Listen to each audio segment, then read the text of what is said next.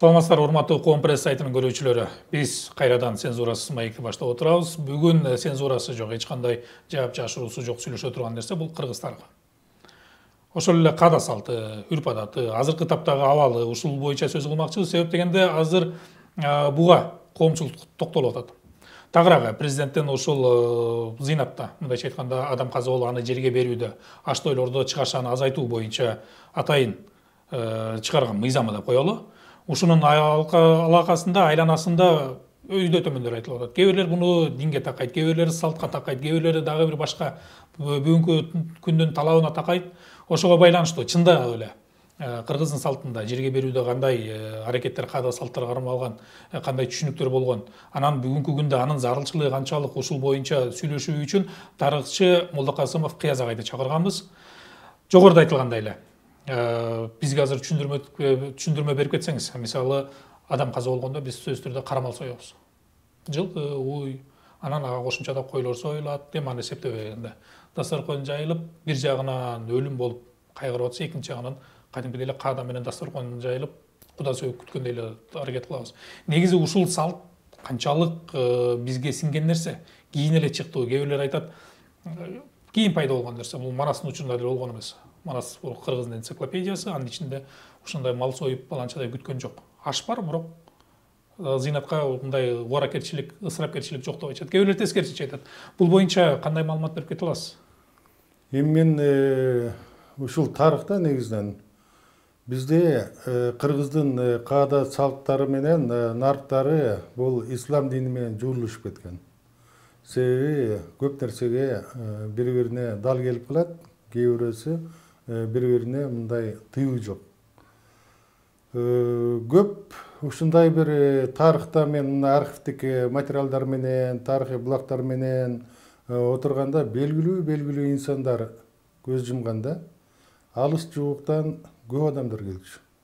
Кээде сөк 2 күн, 3 күнгө чейин алыскы келе жаткан ошол акыркы сапарга узата турган сыйлуу коноктор келгичекти күтүүгө туура келген. Ошондо эл көп келгенде боз үйлөр тигилип, анан аларды эми алыстан келген үчүн мал союп, майда жандык союп, аларды сыйлап, урматтап, андан кийин кыргыздын салты менен кетиришчү. Бул тарыхтан көп эле көрдүм. Бул болуп келген нерсе болчу башында. Анан бул соңку жылдарда, өзгөчө соңку эгемендүүлүк жылдардан кийин өтө бир күчөп кетти. Өтө күчөп кетти.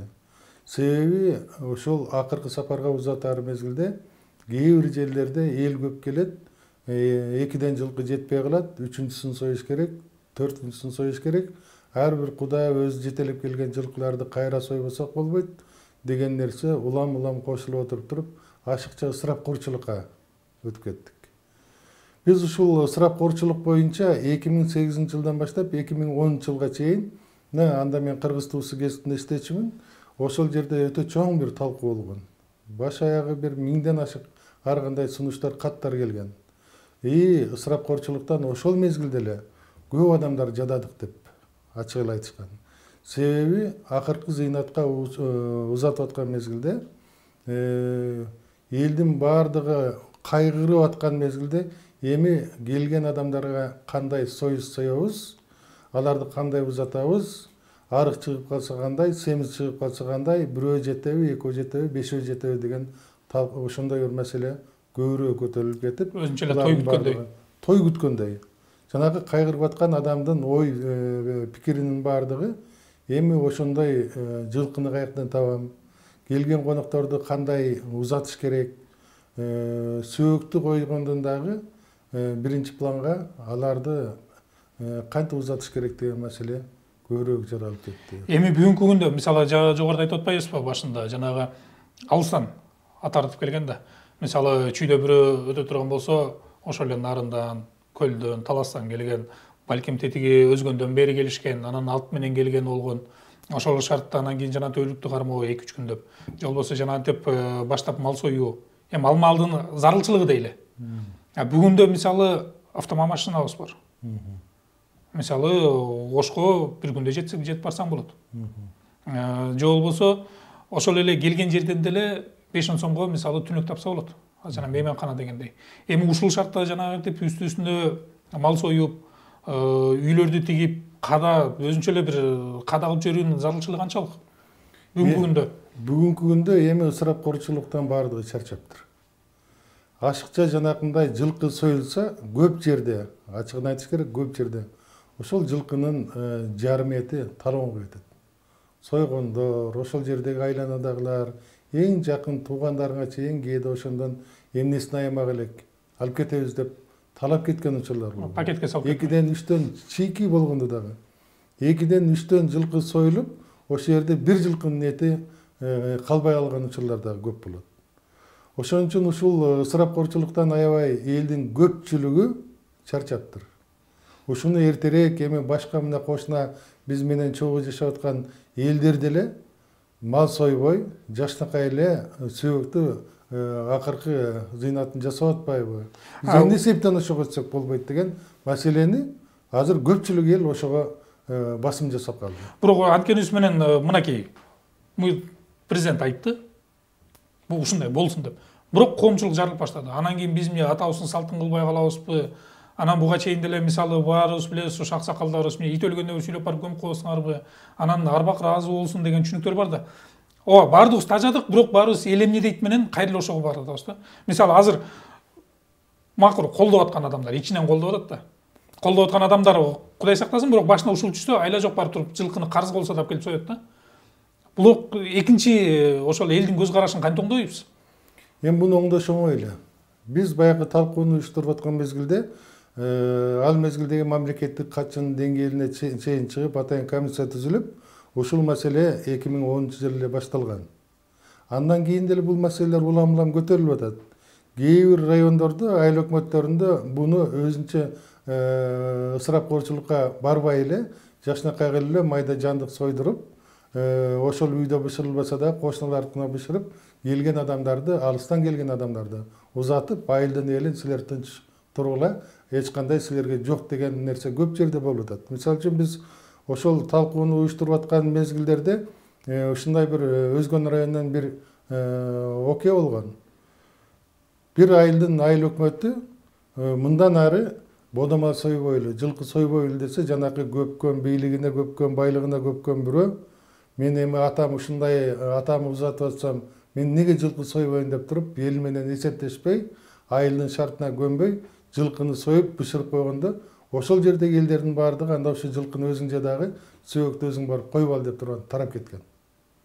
Ошол жерден жана жылкыны сойгон, жанакы көпкөлөң байлыгына чиренген адам элге жалынып, мен мына бышырылган эттен да тартпайм, кайка бер десең ошол жака берем.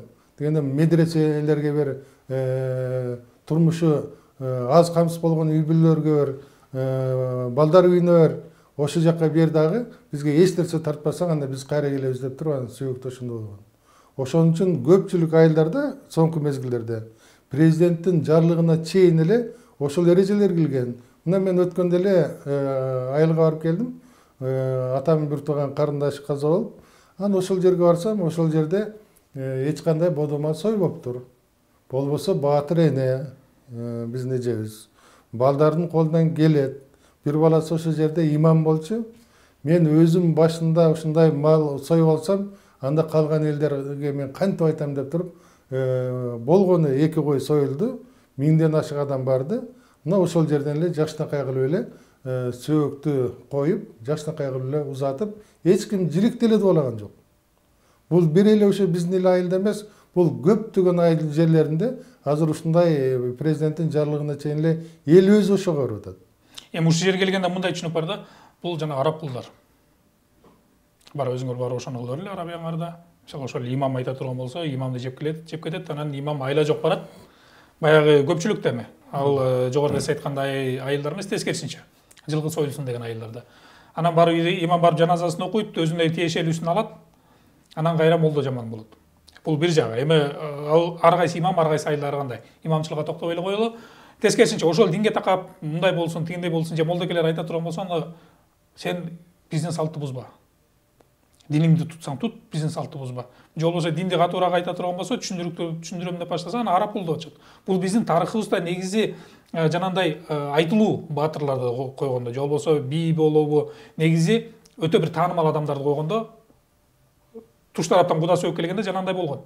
Айла жок болсо дагы мал союп, ошолорду кармап турушкан. Мейманкана жок, автоунаа жок, учак жок, 2-3 күндөн кармашып. Эми бүгүнкү шартта биз кайра ошону колуна келген келбегенин баары кармап атабыз да. А буну кылбай десе исламга такып атышат. Исламга такайт дагы жок дейт. Жок, бул исламга такканы азыр өзү да туура эмес. Себеби ошол жердеги имамдар эле эмес, ал жердеги айыл аксакалдары ушундай бир жыйынды кыйылып атат. Биз сөөк коюп атканда биз малдын жилигин талашып отурбайлы. Биз ачка калган жерибиз жок. Ошон үчүн жанагы ашыкча ысырапкорчулукка жол берген нерсени өзүбүз тыялы деп атат. Мисалы үчүн мурда азыр өткөндө дагы көрдүк, дагы бирок анча-мынча жерде кайталанат. Кайгырып боз үйдүн алдында ошол жерде ыйлап, сөөктүн алдында ошентип ыйлап отурса, ушундай бир салт бар болчу. Келген адамдар бирден костюмун кийгизип, көйнөгүн берип, китайский жана көйнөктөрдү берип дежурный. Анан кийин калпагын кийгизип, аны ошентип кийим кечек, анан беркиндей бир ар кандай буюмдарды алып келип берип аткан учурларды азыр тыйбасак болбойт деп атат. Себеби мына сөөктү узатып атасың, жакын адамыңды узатып атасың. Анан ошол жерден сенин атаң акыркы сапарга узатып аттыр, ме костюмду кийип кой деп туруп, костюм жапкан, чапан чапкан, булардын баардыгы ашыкча эле ысырапкорчулук экени элдин баары билди. Бул каяктан келген бизге? Кандайча пайда болуп калган? Бул кошуна элдерде ошондой бир адат бар болчу, өзгөчө мына себет жасоо, андан кийин ар кандай буюмдарды, кийимдерди алып баруу, жыртыш берүү, булардын баардыгы кыргыздан мурда жок болчу. Бул болгону ошол жердеги белгилүү инсан болсо, ошо ырым кылып, кээ бир буюмдарын келген сөөк жууган адамдарга эле берип койбосо, жанакындай бир жыртыш кылуу, андай мындай кылуу деген кийинчерээк эле улам-улам биринен бирине өтүп отуруп эле, бул ошондой бир ысырапкорчулукка алып барган бир салтка айланып кетти. Эми ошондон баш тартуу кыйын болуп атат, бирок азыр дагы бир мүмкүнчүлүк түзүлдү. Эми президенттин жарлыгы деп кээде буну аша чаап пайдаланган учурлар дагы болуп кетет. Анын үстүнө кыргыз экономикасы соңку жылдарда жаллаң ушуга өзүнчө бир чоң бир индустрия болуп калган. Жылкыны айыл жериндеги адамдар неге багат? Себеби ушул жылкы сойбосо болбойт, жылкыны ошого семиртип даярдап турбасак болбойт. Же болбосо Бишкек шаарында бир күндө Куран окутууда эле мына күндүзү деп коелу. Куран окутууга эле бир күндө бери дегенде 50ден 100гө чейин жылкы союлуп атат. Алардын баары кайдан келип атат? Алардын баары ошол биздин эле кыргыздар айыл жергесинде өздөрүнүн турмуш шартын ошол мал менен багып аткан адамдар бар да. Алар анан кийин ошол жакшылык жамандыкта азыркы ресторандарга барып Куран окутулганды биз көрүп атпайбызбы? Той аштар менен Куран окутуунун азыр айырмасы жок болуп калып атат. Ошол жерде столду карасаң жөн эле жыйма толот. Ошол жерден биринчисинен баштап, самсыздан баштап жиликти тартмайынча ал жерден такыр ошого өтүп алганбыз. Азыр ошол президенттин жарлыгынан кийин дагы өткөндө дагы бир телевидениеге чыкканда бир молдоке менен чыгып калдык элек, муфтияттан келген. Ошого айттык. Азыр Куран окуганы барганда аттуу баштуу адамдар окутат, кимдер окутат. Эгерде ошондой бир жылкы союлса, бодомал союлса, дасторконун үстү дүрдүнмөгө толуп тойдой болуп турса, биз бул жерге жаназа окубайбыз деп туруп чыгып кеткенге эркиңер жетеби?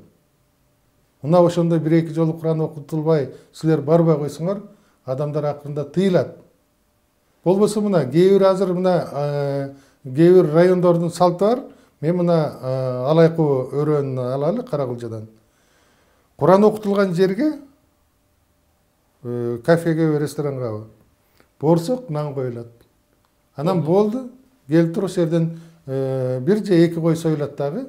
Анан ошол жерден ашты, пловду демдейт, алып келип туруп эле ошол жерге отурат дагы. ошо жерден мына акыркы сапарга узатып келдиң деп туруп көңүлүн айтып, анан ошол жерден бата кылып Куран окуп турган кетип атышат. Же болбосо мына Ош мамлекеттик университет өзүнчө бир салт киргизген. Аларда тамак да жасабайт. Алар коллектив болуп келет дагы, барып бир куюм чайын ичишет, кайра келет, бул жерде отурган ошол акыркы сапарга узатып келген жакын адамына келет да, жанына отуруп туруп, Куран окутуп, анан өзүнүн кошумчасын берип туруп, ошентип кеткен учурларды көрдүм.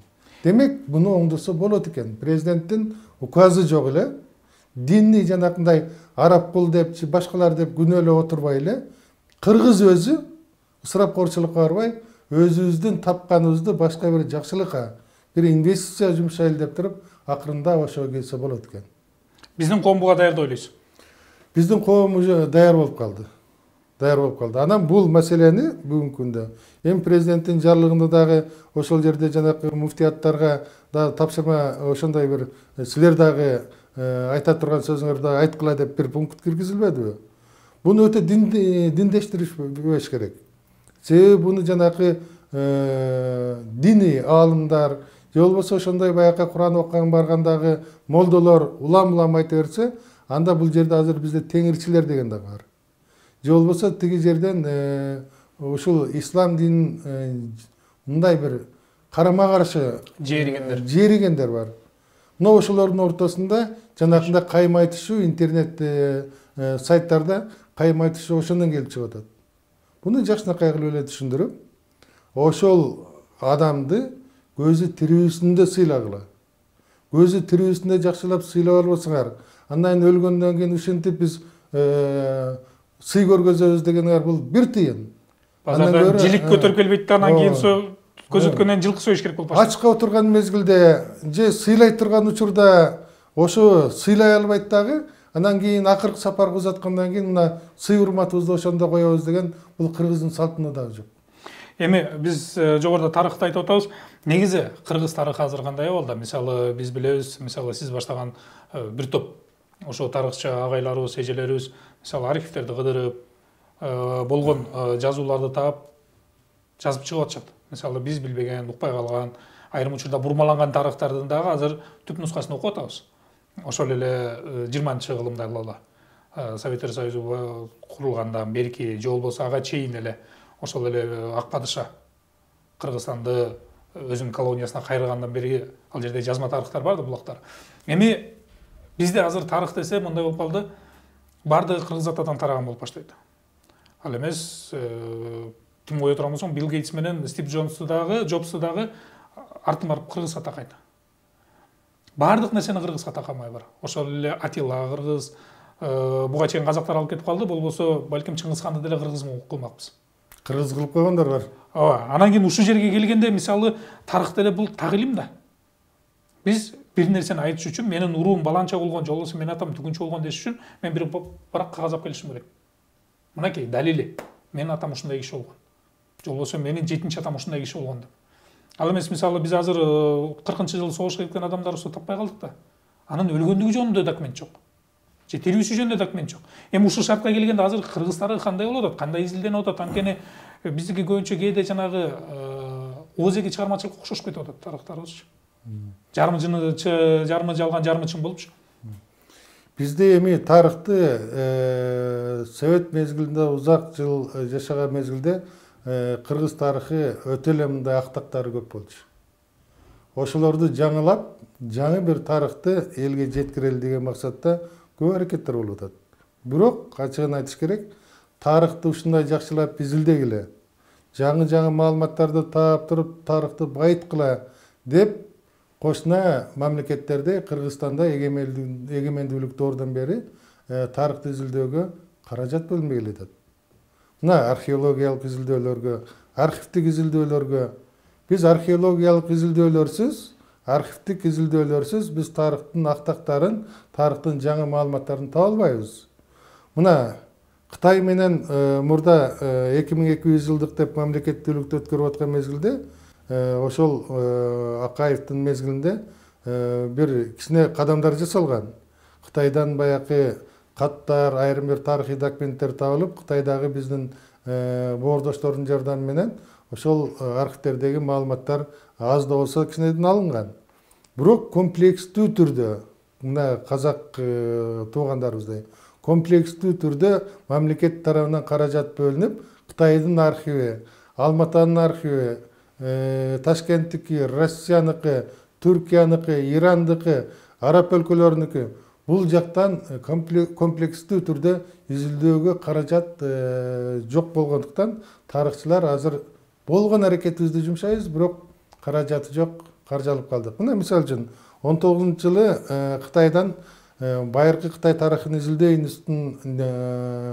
институтунун директору профессор Бу Сянчин менен биз барып Мурас фондусу жакшынакай келишимге кол коюп, ошол келишимдин негизинде эле бул мына эгемендүүлүктүн доорунун мезгилинде эң алгачкы жолу болду.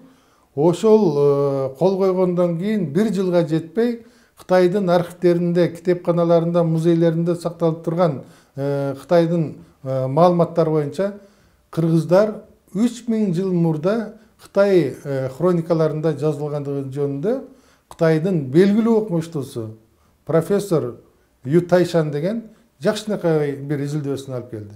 Андан башка дагы хан доорундабы, тан доорундабы, кийинки Цин доорундабы, Манжу мезгилиндеби, ошо мезгилде мурда архивтерде жанакындай жаткан кыргыздарга тиешелүү бери дегенде эле 10.000 бетке жакын жаңы архивдик маалыматтар табылды. Бирок алардын бардыгы табылганы менен аны биздин ошол байыркы Кытай тарых изилдөө институтунун кызматкерлери таап берди. Бирок таап берилгени менен ал азыркыга чейин каражат жоктугунан которулбай былкылдабай турат. Эски Кытай тилин, эски монгол тилин, манжу тилин билген бизде адистер жок. Биздин ошол келишимдин негизинде бизден которуп беришмек. Жок, эгерде каражат биз тарабынан табылса, алар адистерди таап бермек. Ошол эле мезгилде бизден бир 5ке жакын адисти таап, даярдап бермек. Бирок каражаттын жоктугунан ушул солгун болуп атат. Бирок жакшы бир аспирантты таап, азыр пандемиянын мезгилинде онлайн системасына ал эски Кытай тилин үйрөнүп атат. Дагы бирөөнү магистратурага дагы сүйлөштүк, аны дагы бекер окутуп берген атат. Азыр мына Смеяцан фондусу менен жакшы бир дагы бир сүйлөштүк. Алар дагы бир 3 адисти даярдап беребиз деп. Бул Кытай тарабы. Ал эми ошол эле мезгилде биз мына мурда ар бир тарыхчы өзүбүздүн илимий ишибизге тиешелүү кичинекей бир тармактын тегерегинде эле Алмата, Ташкент, Россиянын архивтеринде иштеп өзүбүзгө тиешелүү эле материалдарды алып жүргөнбүз. Бүгүнкү күндө Алматанын архивинде кыргыздарга тиешелүү кандай материалдар бар? Комплекстүү түрдө ошону изилдеп, аны изилдөөнү уланталы деп аракет кылып атабыз. Бир топ жыйынтыктар бар. Ташкенттин архивинде мисалы үчүн мурда Ислам Каримовдун президент болуп турган мезгилде ортодо кичине баягындай бизде треш болуп турбады беле. Атайын биз кайрылсак, Өзбекстандын борбордук мамлекеттик архивинде кыргыздарга тиешелүү архивдик документтер жок деген кат келген учур болду. Кийин мына Шавкат Мирамонович Мырзаев келгенден кийин Ташкентке да мүмкүнчүлүк алдык. Бүгүнкү күндө Өзбекстандын архивинде мисалы үчүн мен 1987 жылдан 90 жылга чейин ал жерде эмне архивдик документтер бар экенин мен билем. Эми ошолорду комплекстүү түрдө кыргыздарга тиешелүү кандай документтер бар, ошолордун жок дегенде делолорду алып, өзүнчө бир картотекаларын түзүп коелу деген аракетибиз бүгүнкү күндө аягына чыкпай келе жатат. Себеби архивке барганга чоң бир каражат керек. Документтерди алышка көчүрмөсүн сатып алыш керек. Ушундай бир маселелер бар. Башка Иранды айтпайлы, Түркияны айтпайлы. Түркияда дагы биздин тарыхчылар изилдеп бир топ жаңы материалдар тапкан, дагы изилдей турган материалдар бар. Араб өлкөлөрүндөгү архивдик материалдарды, мына ушулардын баардыгын изилдегенге тарыхчылар аракет кылып атат, бирок кендирди кескен каражат маселеси бир аз. Жылына канча бөлүнүп туруш керек? Эми биз барып эле бир күндө баарын кыла албайбыз да. Мисалы, акча бөлүнгөн күндө деле баардык архивтерди бир күндө чогултуп кое албайбыз да. Ал мүмкүн эмес эми. Убакыт чени менен. Эми ошондо да бөлүп бөлгөндө мисалы орточо эсеп менен болжолдоп айтканда мисалы канча сом менен алганда канча болуп турса, мисалы үчүн ушул акырын иш жүрө берет эле. архивдик документтердин баардыгында Казакстан эми Кыргызстанга караганда албетте казактар бир аз кыйыныраак болуп атат. Алар өздөрүнүн байыркы мезгилдеги тарыхын табыш кыйын болуп атат. Бирок ошентсе дагы байыркы мезгилге киргенге аракет кылып атышат. Ошого такаганга. Ошол эгемендүүлүктөрдөн бери Казакстанда 10 миллиондон 30 миллион долларга чейин алар ушул тарых тармагына жумшады. Жылына. Же жалпы эгемендүүлүк. Жалпы. Ал эми бүгүнкү күндө мына Кытай менен ушунчалык уникалдуу мүмкүнчүлүк түзүлүп аткан мезгилде, Казакстан менен Өзбекстан менен аябай жакшы мүмкүнчүлүк түзүлүп аткан мезгилде биз айтып атабыз, жылына бизге 10 миллион сомдон эле бөлүп койгула, ошону которуу иштерине дагы Кытайдагы жана архивдик айрым документтерди, андан кийин Казакстанга, Өзбекстандагы архивдик документтерди комплекстүү түрдө изилдегенге бир мүмкүнчүлүк 10 миллион сомду эле биз жеткиргенге аракет кылалы.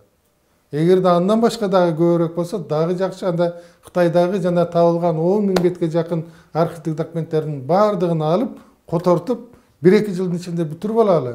Мындай мүмкүнчүлүк кийин келбейби? Деп ошондой шарт менен мына мурдакы президентке Жээнбековдун учурунда бир нече жолу каттар жаздык.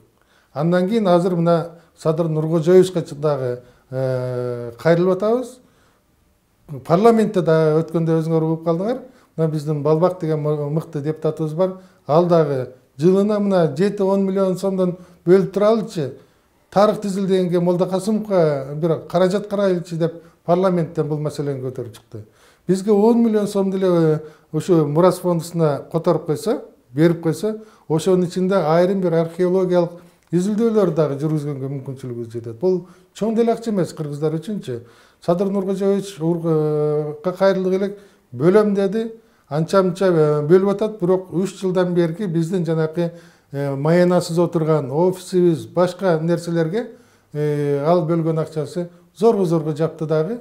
Кытай менен Алматы, Ташкент менен изилдегенге, иштегенге ал каражат жетпей калды. Ошон үчүн бөлөм, мына бөлдүм деп мен колуму да кармаган.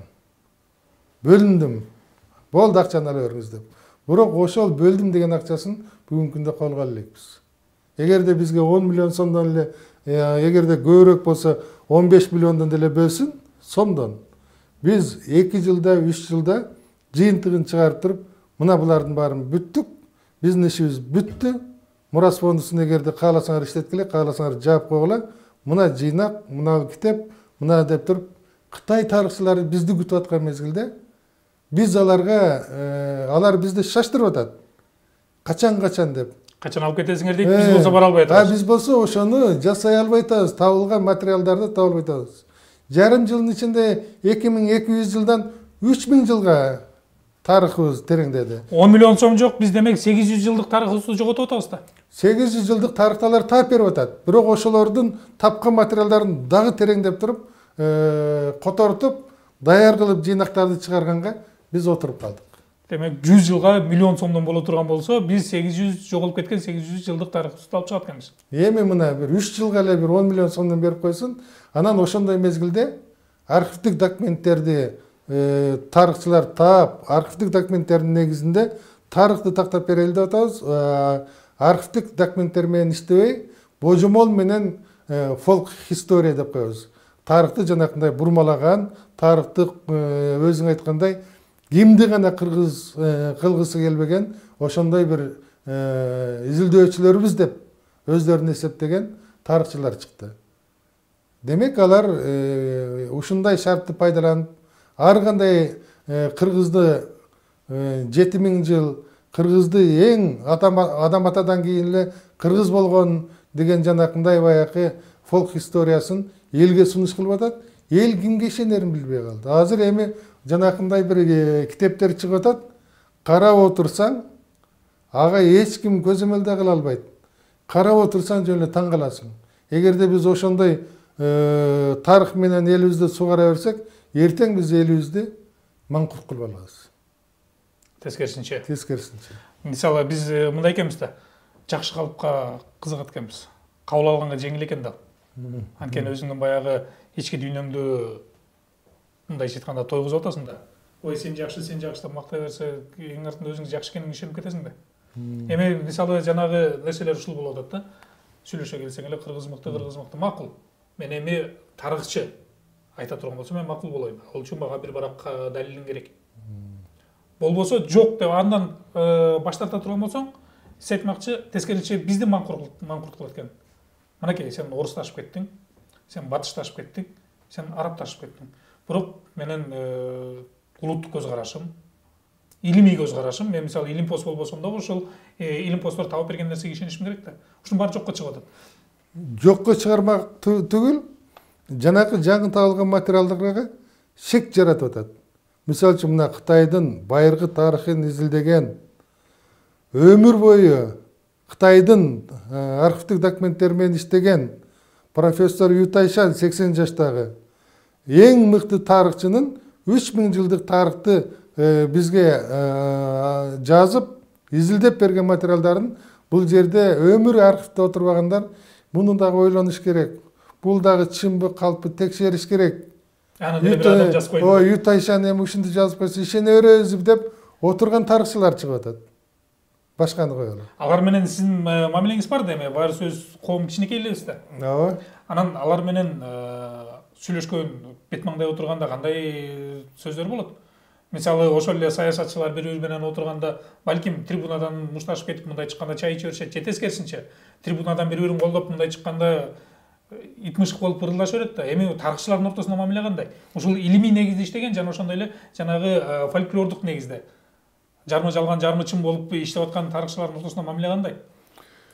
Эми ачыгын айтканда алар өз убагында бизди тарыхчыларды пайдаланып, анан ошондой бир мүмкүнчүлүккө ээ болуп алып, бүгүнкү күндө бул тарыхчылар изилдеп эле биз изилдеп атабыз деп ошондой көкүрөгүн каккандар дагы бар. Эми аларды биз эми жербейбиз. Аларды эми азыр бүгүнкү күндө цензура жок. Аларды деле изилдегенде биз тыюу дагы сала албайбыз. Себеби азыр ар ким кандай изилдесе ошондой болуп калды, мурдактай эмес. Ошон үчүн биз алар менен учурашканда саламдашабыз. Анан кийин айткан жомогун угуп, кээлерин койгулачы. Кайсы мезгилге чейин ушундай элдин башын айландыра бересиңер деп ошондой айткан күндөрүбүз да көп. Мисалы үчүн мына биздин мурдакы депутатыбыз өзү өтө мыкты, легендарлуу парламентте мыкты депутат болгон.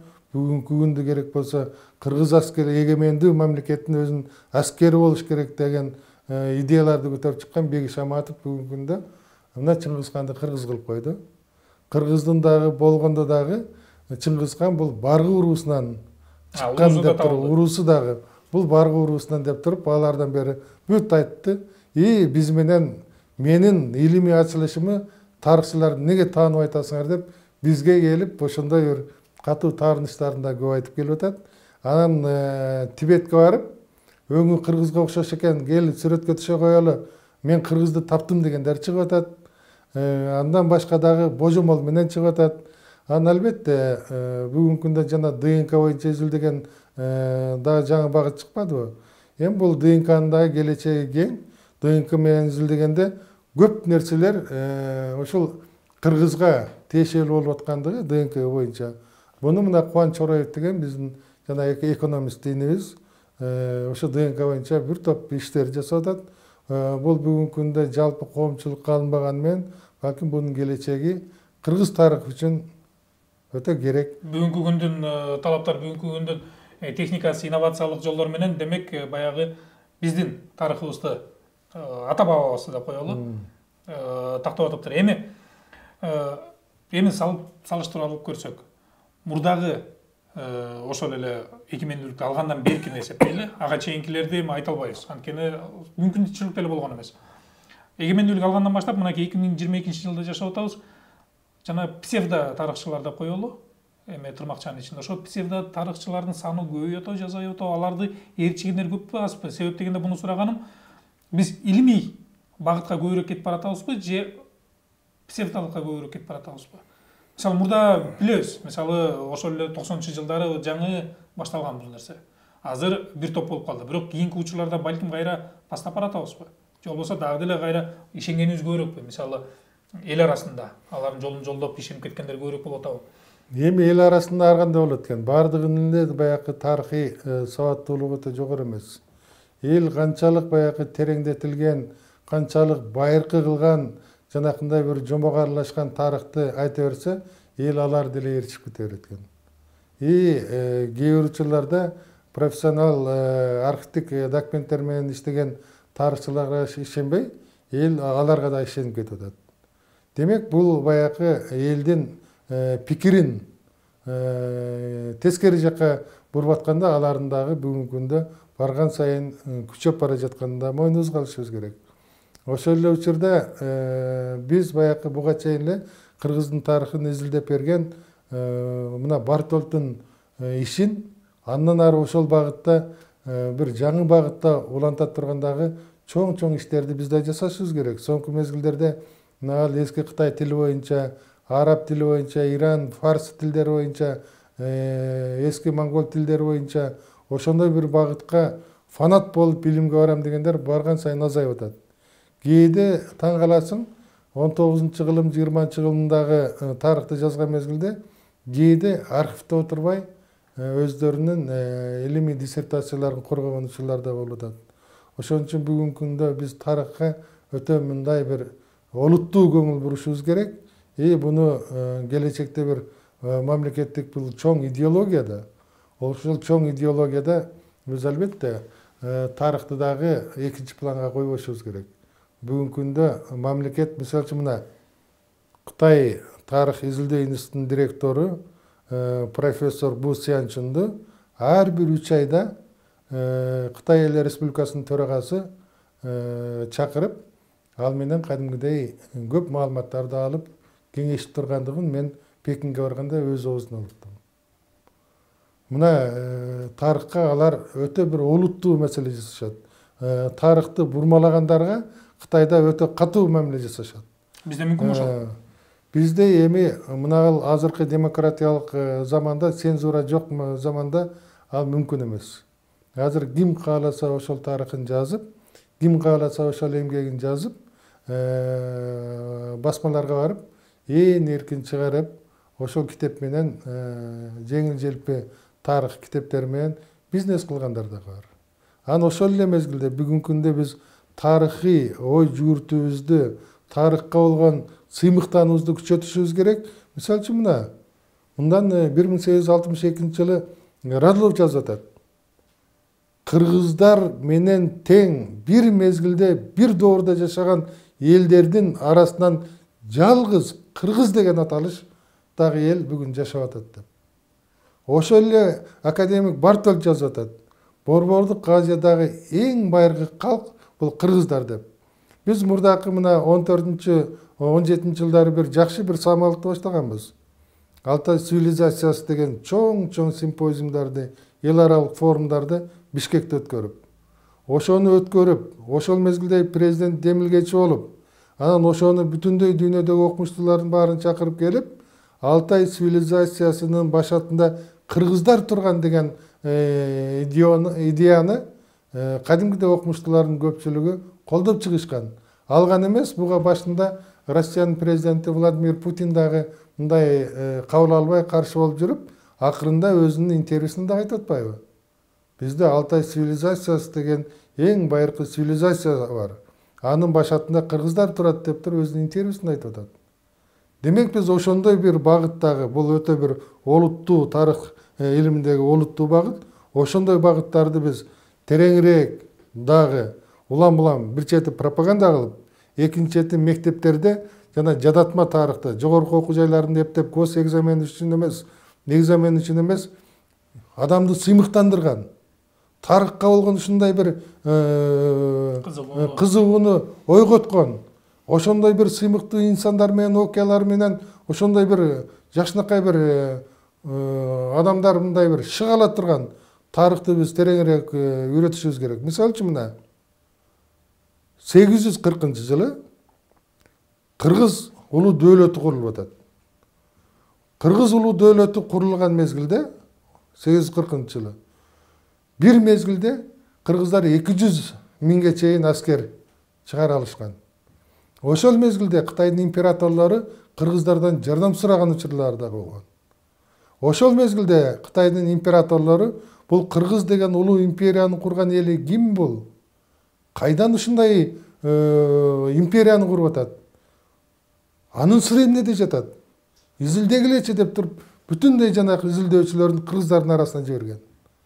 Ошолордун баардыгы келип туруп кыргыздар эмне менен тамак ичкен, кантип тарбиялаган, кантип жоокердик өнөргө үйрөнгөн, чарбасы кандай, руханий байлыгы кандай, кыргыздык кыргыз кылган улуу сапат эмне менен дагы эмне шыкак берет. Ошонун баарын изилдетип туруп, анан кийин аны отургузуп алып туруп, ошону чогултуп туруп чоң бир тарых жазган. Ошол тарых бүгүнкү күндө биз Кытай кесиптештерибиз менен дагы ошол китепти артынан түшүп атабыз. Китеп акыркы жолу 12-13 жылдагы Кытай тарыхчылары ошол китептен олчойто жанакындай үзүндүлөрдү келтирип жазышканда, ошол китепте ушундай жазылган деп. Эгер ошол китеп табылып калса, анда дагы бир укмуштуудай болот. Ошондой эле мына бүгүнкү күндө биздин жана кытайлык кесиптештерибиз Пекиндеги Сунхао деген бир 34-35 жаштагы бир тарыхчыбыз Манас менен ооруп калды. Ушундай баягы жер суу аталыштары, окуялар ушундай сүрөттөлүп атканда бул жөн эле сүрөттөлбөсө керек. Жөн эле жомок эмес бул деген тарыхый окуя болушу мүмкүн. Буну архивтерден изилдесек болбойт. Ошол мезгилдеги тарыхый окуялар менен параллель мезгилдеги ушундай бир каармандарды салыштырып изилдебесек болбойт деп бүгүнкү күндө ал кадимкидей Манас менен ооруп, бүгүнкү күндө ошо Манастын тарыхый окуя экенин, тарыхый инсан экенин далилдегенге ушунчалык кызыгып калды.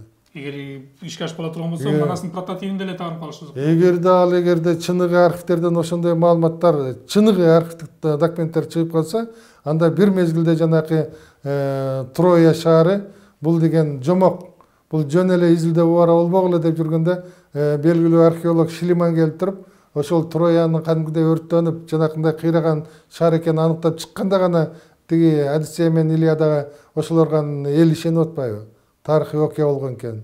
Бул бекер жерден эмес экен деп. Демек ушул багытта биз жанакындай біз каражатты аябашыбыз керек. Эми азыр абал кандай болуп атат? Мисалы жанагы баягы кызыктырып сабак беришибиз керек деп атабыз. Ошол эле орто мектептерде, ошол эле университеттерде, анткени биз баягы тажатма, чындап эле. Китепте баракта окуйсуң, эптеп 4 датаны жаттап барып, бир жолу сөйлөп берип койсоң болду. Өтүп кеттиң, анан кийин кайра унутуп болсуң. Анан биз тарыхчы десек эле баягы сиз десек эмес. Кыргыз тарыхын ким айтып берип атат? Кыяз Молдокасымов. Анан кийин баягы илим жаатында азыр жаштар кандай болуп атат? Мисалы ошол эле устат шакирт. Сиз устатка катары болсоңуз, шакирттериңиз кандай? Шакирттериңиз барбы? Негизи эле тарыхка кызыккан жаштар кандай болуп атат? Анткени азыр биз баарыбыз билебиз, базар экономикасы тарых бакпайт. Курсак тойгузбайт тарых. Ал мындай айрымдарга хобби.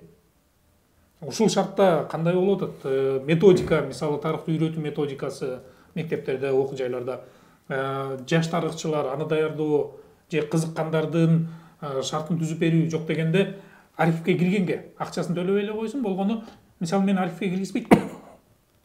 Мен архивге кириш үчүн демек бир документим болуш керек. Мен архивге мындай четиңа мүмкүнчүлүк алыш үчүн. Бул шартта кандай болуп атат? Эми тарыхка кызыккан жаштар чыгып атат. Эски Кытай тилин үйрөнөбүз деген фанаттар да чыгып атат. Баягы Кытайда барып окуп келген, азыркы Кытай тилин мыкты билгендер эски Кытай тилин үйрөнөбүз дегендер да чыгып атат.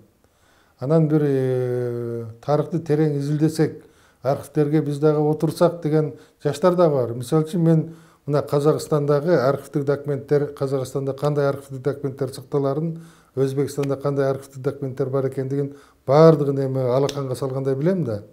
Азыркы жанакы жаштарга айтып атам, эгерде илимий ишти илимдин артынан түшөбүз десеңер, мына жакшынакай бир архивдик документтер менен ушунчалык шыкакталып изилдене турган кызыктуу маалыматтар бар, документтер бар. Мына ошолордун баардыгын мен силерге мына даярдап берейин. Ошонун артынан силер түшкүлө изилдегиле деп туруп, ошондой шакирттерди бүгүнкү күндө тартканга аракет кылып атабыз. Себеби азыр эми мына жанакы кичинекей бир маяна менен эптеп бир аспирантурада окуган же болбосо үй бүлөсүн бага албаган биздин изилдөөчүлөр көп да. Ошолорго кичине жанакындай мамлекет тарабынан каражат бөлүнсө, кайсы жерге барып, кандай архивдик документтер менен отурушту биз баарын үйрөтөлү дагы, ошол тарыхты жаңыча изилдейли деп туруп, ошого көбүрөөк кызыктырып атабыз.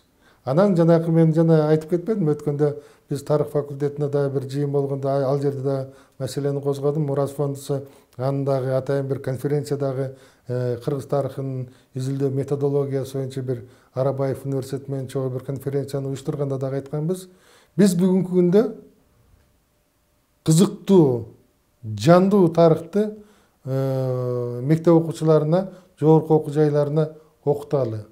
Ошонун жаңы методикасын таап, жаңы бир программаны түзөлү дагы, жанакындай бир тарыхтын башынан баштап хронология менен эле жанакындай бир жадатма сөздөр менен жазылган окуу китептердин негизинде окубай, жанакы батыштагыдай проблема кылып туруп, эң байыркы мезгилде кыргыз мамлекеттүүлүгү мына 3000 жылда эле Кытай хроникасында берилген мисалы үчүн. Же болбосо кийинки Сумясандын изилдөөлөрүндөгү кыргыз тарыхы кандай болгон, алар кандай эволюцияда өнүккөн, улуу кыргыз дөөлөтү кандай болгон, андан кийинки кыргыздар кандай болгон, ушулардын баардыгын жанакы жандуу кылып туруп, кызыктырып бир окуталы деп атабыз. Себеби биз жана кызыктырып окутпасак, мына өзүңөр деле жогорку окуу жайында окуганда тарыхты окудуңар, чынбы? Азыр ошол тарыхтан бир жандуу бир нерсени айтып беришиңер кыйын да, чынбы? Ошондой кылып туруп бүгүнкү күндө жеткирбесек, биз анда мекенчил, мамлекетчил, кыргыз деп ушундай бир жүрөгү күйгөн жаштарды тарбиялай албай калып атабыз. Мына Белек Солтоноев деле өз убагында жазып атпайбы? Осмоналы Сыдык деле жазып атат. Жаштарга тарых эмне керек дейт? Жаштардын жүрөгүн жалындатыш үчүн, өзүнүн кыргыз экендигин билдириш үчүн тарых керек дейт. Ошондой идея бүгүнкү күндө, ошондой идея менен жаштарыбызды тарбиялабасак, мекенчил, мамлекетчил кыла албайбыз. Ошон үчүн көп маселелер бар. Буну бир эле жалгыз биз тарыхчылар өзүбүз эле чече албайбыз. Буну жалпы мындай бир масштабтуу чече турган чоң маселе бар. Биз азыр ага жете албай атабыз. Эгерде бизде азыр жогоруда сиз айткандай жылына 10-15 миллион сомдон бөлүнө турган болсо, жогото берген, бирок азыр таап ала албай жаткан 800 жылыбызды кайтарат экенбиз да буюрса. Буюрса ошолордун баардыгын жакшынакай кылып туруп, Кытайдан табылган архивдик документтерди, Алматадан, Ташкенттен кандай материалдар бар, баардыгын отчет бере турганда мезгил келет. Эгер ошондой каражат бөлүнсө эле 3 жылдын ичинде жакшынакай кылып туруп эле столдун үстүнө коюп туруп, мына аткарылган иш деп туруп, жүзүбүз жарык элге отчет бере турган да учур келет. Мисалы үчүн мына биз Кытай тарыхчылары менен изилдешип отуруп, атайын бир жыйнак даярдадык кыска учурда.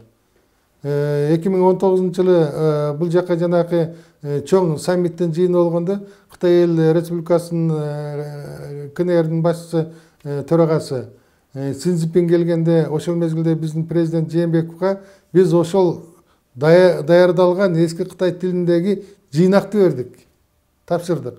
Азыр мына интернет сайттардан карасаңар, ошол Си Цзиньпин ошол жерден ошол жыйнакты барактап аткан жери бар, жанында көргөзүп атат президент. Ошол мезгилде президент. Ошол жыйнак 3 жылдан бери каражат жоктугунан жаңы материалдар кирген жыйнак 3 жылдан бери каражат жок, которулуп кыргыз тилинде басылып элек. Мына эми башкасын айтпай эле коелу. Буюрса бунун баардыгы ишке ашып калат. Биз дагы кагаз менен документтештирилген тарых менен да сыймыктанып, азыр деле сыймыктанабыз. Мындан дагы жогорураак деңгээлде сыймыктанып, кол чапкан учурларыбыз болор. Рахмат сизге. Ушул Кыргызстан тарыхы изилдениши, азыркы абалы жана ошондой эле азыркы тапта талкуулардын бири болуп аткан жана каада салттар, жана өзгөрүп кеткен каада салттар, зарылчылык тууралуу маек куруп бергениңизге, келечекте дагы сизден ала турган сабактарыбыз буюрса көп, алда ишке ашат деп ойлойбуз. Урматтуу Коом пресс сайтынын көрүүчүлөрү, биз кезектеги цензурасыз маекти жыйынтыктадык. Ал эми бүгүн эч кандай жаап жашырбай, цензурасы жок сүйлөшкөн бул кыргыз тарыхы. Жана ошондой эле бүгүнкү күнү тарых катары же болбосо салт катары каралып жаткан айрым бир көрүнүштөрдү маек кылдык, сөз кылдык. Ал эми коногубуз тарыхчы Кыяз Молдокасымов болду.